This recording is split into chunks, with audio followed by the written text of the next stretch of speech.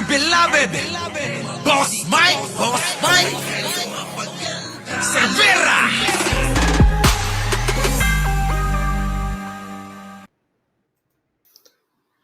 Magandang umaga, magandang hapon at magandang gabi sa amandako ng mundo. Naroon kayo. Siyempre magandang buhay na rin para sa ating lahat. Eto na nga. Kinakarma na yata yung mga etong mga Duterte. Nako. Kita nyo, bagsak yung kanilang mga ratings. Taliwas doon sa mga sinasabi ng iba na mga nagtatanggol at mga maka-Duterte, yung mga siguro nakinabang sila nung panahon ni Duterte, 'di ba? Kaya sila nandiyan diyan. Ganun talaga politika. At ngayon, ang masakit pa nito, yung mga malalapit o nakaalyado mismo ng Pangulo, dating Pangulong Duterte nagtalunan na sa partido ni Pangulong Bongbong Marcos. Minsan akala natin kasi ang politika no, panghabang buhay. Kasi naman alam nyo, ang problema kasi dito, alam nyo, si dating Pangulong Duterte din eh. Hindi tumigil eh. Kung inyong mapapansin, halos lahat ng naging pangulo tahimik pagkatapos ng termino nila. Pero itong si Digong, hindi natigil yung bunganga. Batikos pa rin ang batikos. At kung ano-ano pa rin yung mga sinasabi. Hindi na lang ginaya. Kita nyo si Pinoy nung panahon, di ba, na mawala na siya sa pwesto. Hindi mo na halos marinig.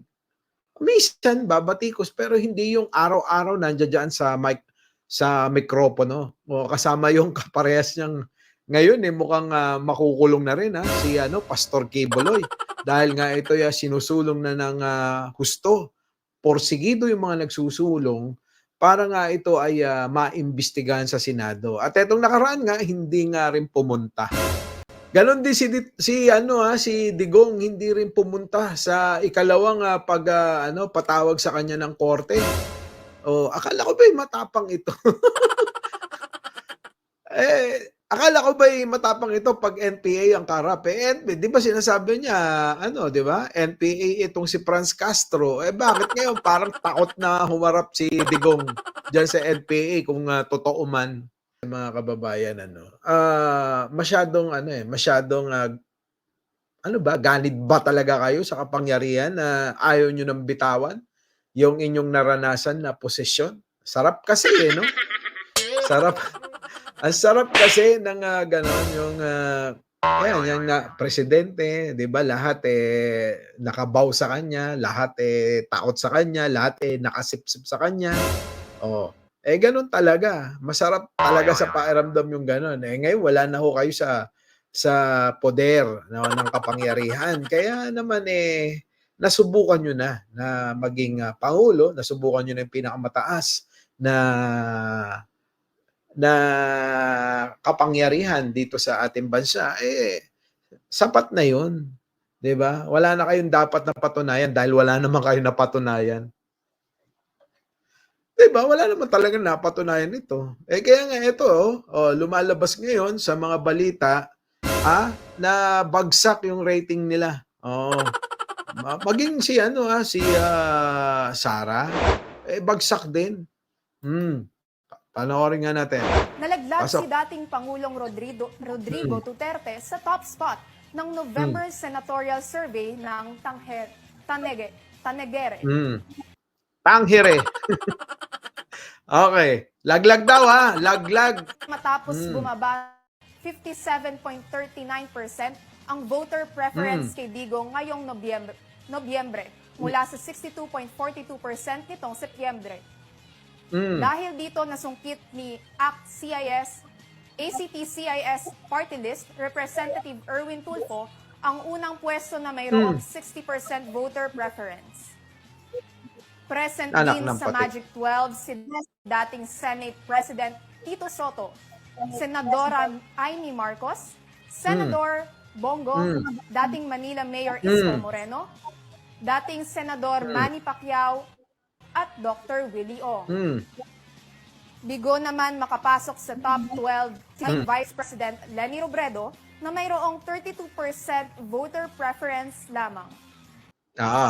Bagsak. Maging si Lenny, dapat nga yun, hindi na nga yan, wag na nga bumalik dyan sa mga pwesto itong mga ito. Unahin natin, unahin natin. Sino to? Erwin Tulfo. Diyos ko na naman. Diba? Sino pa? Ay naku, mahirap talaga magkomento sa mga ito, no? Sa totoo lang. Pero alam nyo kasi, mga boss, ang pinagtataka ng lahat dito, bagsak. Bagsak ang lolo niyo. Hindi, dapat kasi, ulitin ko ang pinagtataka ng mga kampo ng mga Duterte, bakit bagsak daw itong si Digong sa survey? Diyos ko, nagtaka pa kayo. Ayaw na ng tao dahil nga wala namang napatunayan yung mama sa totoo lang.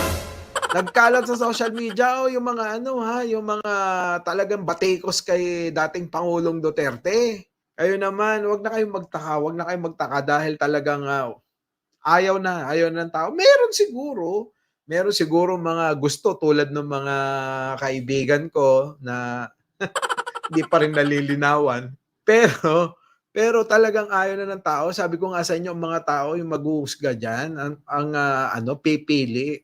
Hindi naman tatanga-tanga yung mga marami nating mga kababayan, 'di ba? Marami pa rin diyan yung nakikita talaga kung ano yung totoong nangyayari. Nakikita yung galaw ninyo, nakikita yung ganun mga kababayan natin.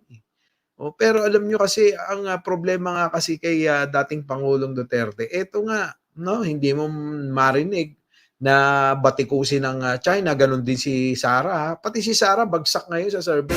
Hindi mo sila marinig na batikusin yung China, samantalang halos patayin na yung mga kababayan natin doon sa West Philippine Sea. Itong mga ama na to, wala. Late na lang. Ito nga, nababatikos nga ito dahil nga sobrang late na yung kanyang batikos na kesyo daw yung West Philippine Sea, dapat ipagtanggol. Wala na, masyado nang malabnaw yung ganong banat sa mga in-check, mga kababayan. Huling-huli ng araw. Anyway, para sa akin, itong balita na nangyayari, mga nangyayari itong nakaraang buwan. Itong survey na to nung nakaraang buwan, kasagsagan niya na talaga namang mainit ang issue pagdating dyan sa usapin ng China. At itong mga Duterte nga, ay hindi mo marinig. No? Hindi mo marinig na mabatikos nila. Sasabihin pa nga wala akong masasabi dyan dahil kaibigan naman natin ng China. Siguro sila kaibigan nila, pero yung mga maraming Pilipino tulad natin, hindi natin kaibigan pagkaganyan. 'Di ba? At ngayon, ang nakakatuwa rito, kung ano yung paglagapak ng mga Duterte, yun naman yung pag-angat ng rating ng Pangulong Bongbong Marcos. 'Di ba? Very good.